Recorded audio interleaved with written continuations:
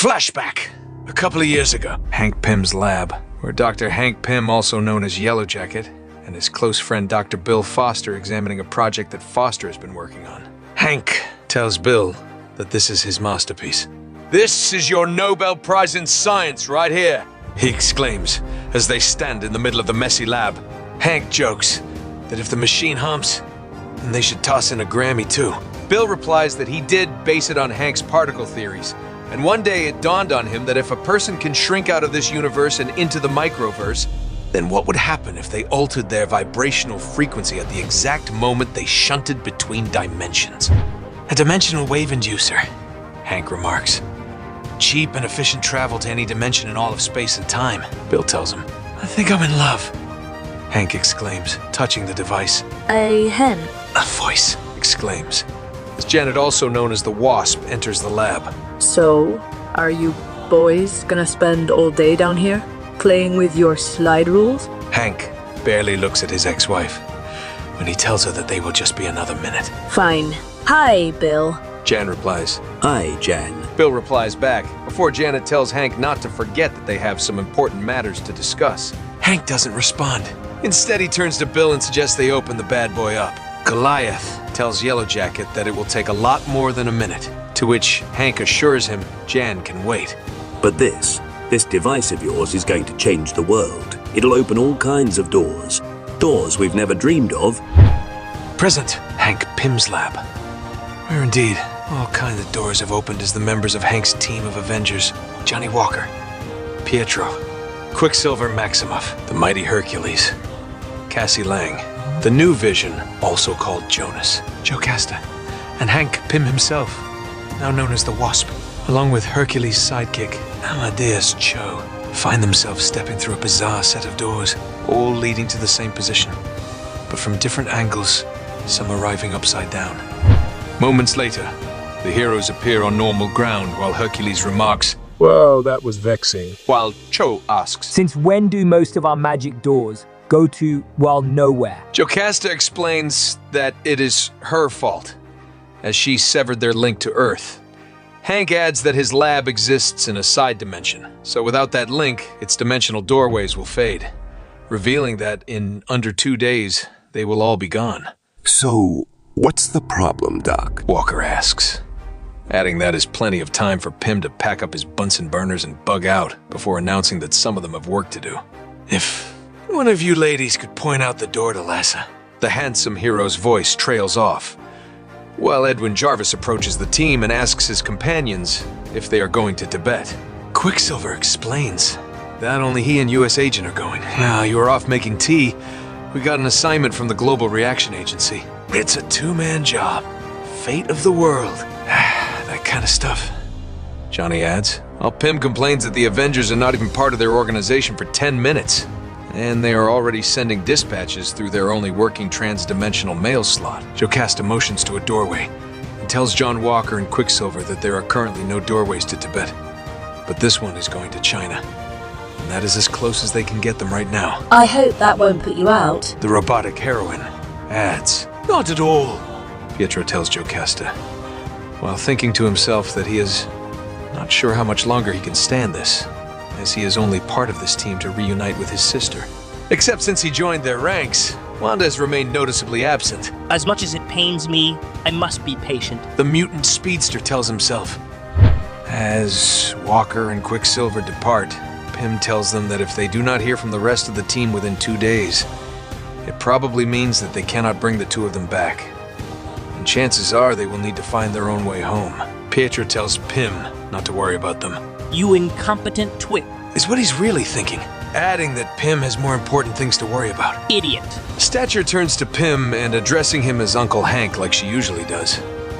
She tells him that if it is okay, she and the Vision are going to take off as well. "We left the young Avengers hanging and we really should check in on them." Cassie explains, before asking for the door to Avengers Mansion. "That door, I'm sorry, Cassie, but that's long gone." Hank tells her. "What? You can't be serious." Stature exclaims, declaring that this is important. "Our friends are..." She begins, while Hank, busy with something on a table, interrupts. "No, you know what's important, Cassie?" This lab, this Pym pocket, this was the first step. the foundation for something so much larger. Pym declares that they had all these plans. He and Bill Foster, and we were going to... He screams, shoving the equipment off the table in a rage before exclaiming, "Do you have any idea what I was trying to do here? Damn it, Jocasta! You ruined it! How could you do such a thing? It's all worthless now!" Hank shouts.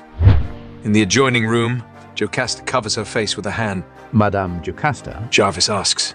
I heard. Jocasta mumbles, while Jarvis tells her not to pay any attention, and reminds her that if she hadn't taken action, Norman Osborn and Hammer would have control of this lab right now. "And then where would we be?" he asks. "I was there. You made the right choice." Hercules strides into the other room. "Henry, a word, please," he calls out to Pym. "So, our ship is about to fall off the edge of the map. What of it?" Hercules asks, reminding Pym that they are heroes, and heroes fear not such petty things. "The question now is, what are you going to do about it?" Olympian asks. "You're right. There is a solution. I know what to do," Hank replies. Adding that, firstly, he needs to make a call. "The Baxter Building, headquarters of the Fantastic Four." "Hank, it's always good to hear from you, but can we make this quick?" asks Reed Richards, also known as Mr. Fantastic. Talking to Hank over the monitor, he tells him that this morning, his daughter Valeria created a new form of artificial canine intelligence, and they are about to dash off and enter it in the Cybernetics Expo. "That's great, Reed," Hank replies, before Reed reveals that they then have a meeting to option it to Disney. "Nice," Hank adds, while Reed asks him to forgive his bout of parental pride. "Reed, my lab's about to be destroyed," Hank announces, while Reed's family and teammates also watch the monitor. Equally, in Hank's lab, Hercules, Jocasta, the new Vision, Stature, and Cho have gathered around to watch the conversation. "Thanks, Jarvis," Stature remarks as Jarvis serves her a drink. Hank tells Reed that his lab isn't going to be so much as destroyed, more like stranded in a side dimension and cut off from Earth. "I hate it when that happens," Reed replies, asking if there is anything he can do to help. "Glad you asked," Hank remarks, telling Reed that he is pretty sure he could fix the problem with the help of a specific device, one that is currently in Reed's possession. "Bill Foster's dimensional wave inducer." Reed frowns. About that. "I'm sorry, Hank, but I can't let you have it," he replies. "What?"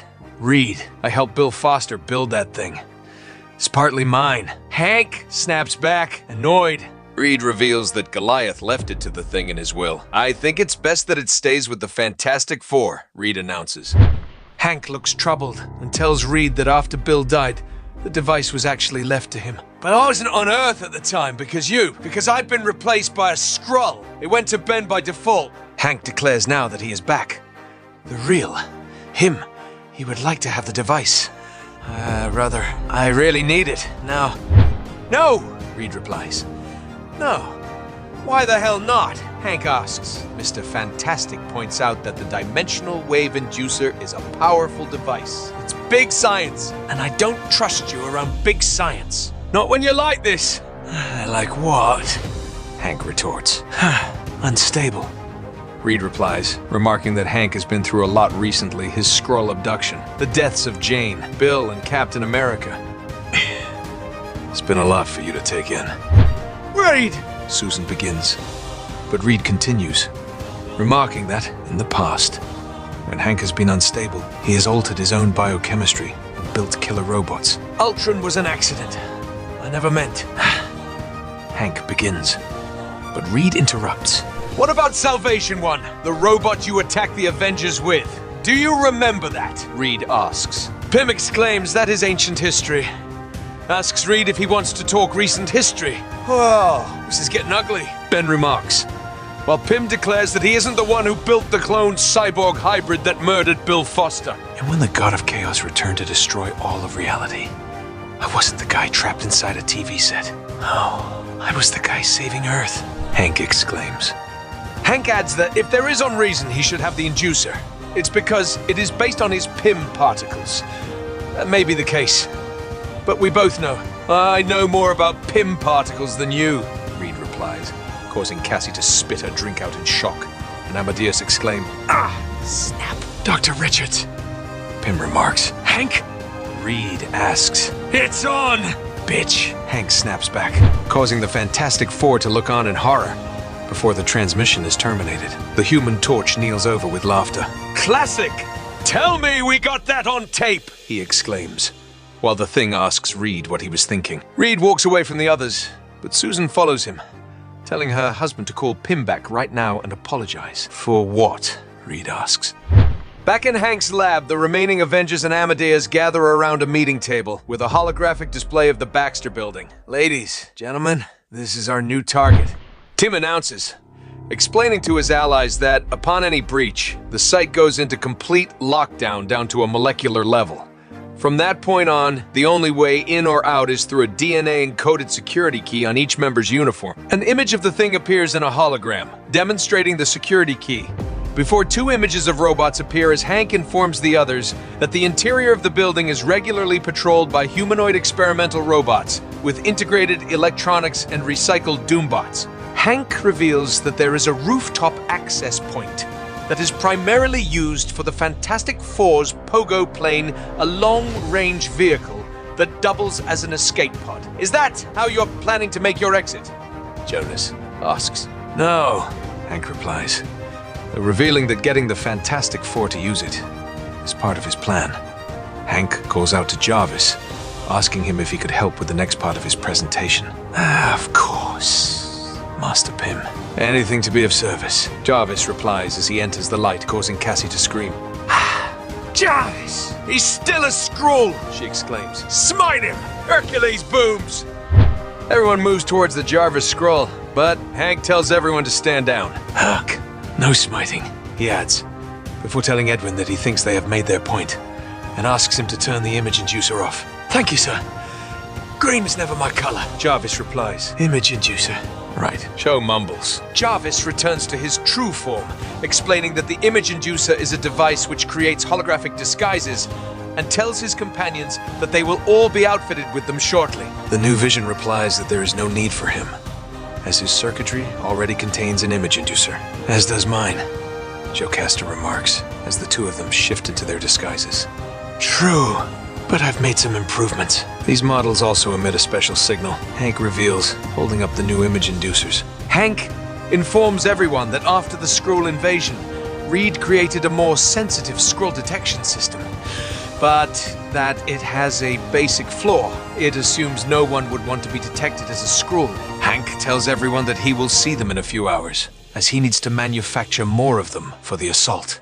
"Hours? Dude, I could whip up 3 image inducers during commercials." Cho boasts. "They're not just for you. They're for my army," Hank exclaims. "Army? What army?" Hercules asks.